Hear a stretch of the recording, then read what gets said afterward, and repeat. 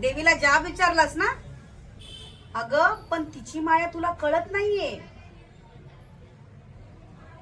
पण एक ध्यानात ठेव, पुढचे 9 दिवस तुझ्या आयुष्यात उलता पालता होणार आहेत पोरी. तर सावध राहा. 2 जीवाची बाई आहेस तू. सत्य पचवायला शिक. अगं तिनेच मला धाडलंय तुला सावध करायला. गेली 6 महिने तुझे हे बंद असलेले डोळे खाडकन उघडणार आहेत. कारण देवीचा संकेत समजून घे. काळाची पावले ओळख पोरी. बाहेरच्या रूपाला फसू नकोस. मनाचा ठाव घे.